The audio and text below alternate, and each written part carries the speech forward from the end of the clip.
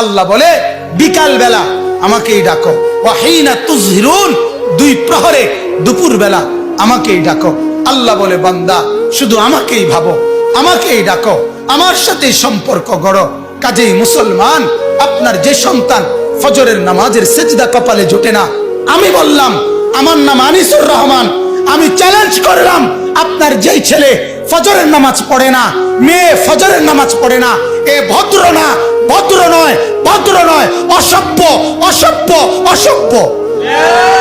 তুমি যদি সাহস থাকে তো তুমি প্রতিবাদ করো, তুমি যুক্তি দাও, আমি বসুন্ধর কারণে তুমি বলো।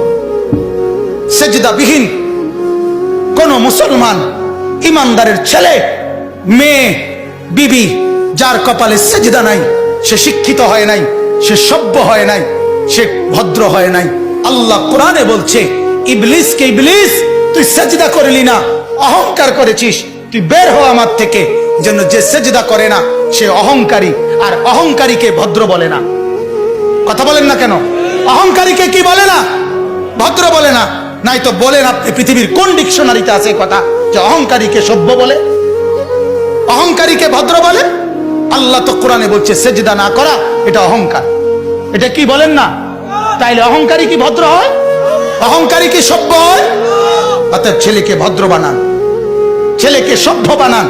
পড়েন আপনি, কোনো সমস্যা নাই, বাংলা পড়েন, অঙ্ক পড়েন, ইংরেজি পড়েন, পদার্থ পড়েন, জীববিজ্ঞান পড়েন, হিমালয় পর্বত ফুরাটা ফইরা বাইতে যায় পড়েন, কোনো মানা নাই। আটলান্টিক মহাসাগর পইরা বাইতে নালান, কোনো আপত্তি নাই। কিন্তু কোরআন বাদ দিলেন কেন? সেজদা বাদ দিলেন কেন? গোলামি বাদ দিলেন কেন? বন্দিগি বাদ দিলেন কেন? আল্লাহকে ছেড়ে দিলেন কেন? আল্লাহর সাথে দুশ্মনী কেন?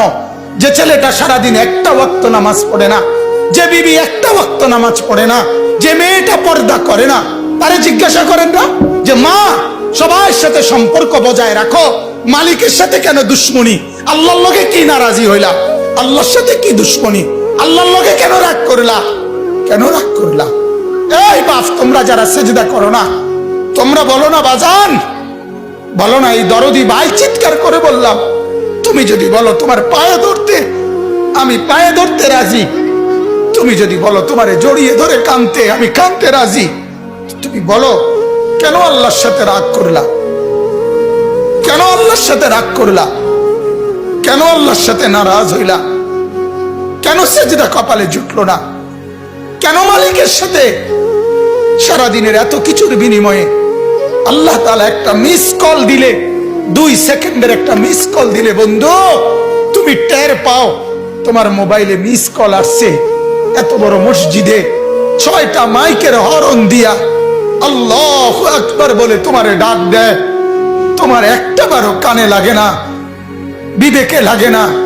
তোর মতো শক্ত ডাকাত, তোর মতো পাষাণ বেটা আর কে হইতে পারে? বেটা কথা বলেন না কেন? তুই ডাকাত, কত বড় ডাকাত! হ্যাঁ, এজন্য ইনশাআল্লাহ আল্লাহকে রাজি করব। বলেন ইনশাআল্লাহ। সেজদা করব তো ইনশাআল্লাহ। যুবকরা তোমরা বলো না ইনশাআল্লাহ। নওজোয়ান তোমাদেরকে বলি, আমার আশা ভরসার স্বপ্ন এই নওজোয়ানদেরকে জাগানো। আমি সারা দিন রাত চাই যুবকরা জেগে উঠুক, কারণ আগামীর পৃথিবী, গোটা বিশ্ব 2 ভাগ হবে। এটাই পৃথিবীর পুরা ভবিষ্যৎ। এক ভাগ পুরাপুরি দাজ্জালের অনুসারী কাফের, আরেক ভাগ মাহাদির অনুসারী ইমানদার। এই 2 ভাগে পৃথিবী অচিরেই বিভক্ত হয়ে যাবে। তুমি যদি মাহাদির পক্ষে থাকতে না পারো, তুমি যদি দাজ্জালের ধোকায় পড়ে যাও, আল্লাহর কসম ঈমান নিয়ে কবরে যাইতে পারবা না। অতএব আমি তোমার ঈমান চাই, আমি যুবকের ঈমান চাই, আমি যুবকের আখিরাত চাই।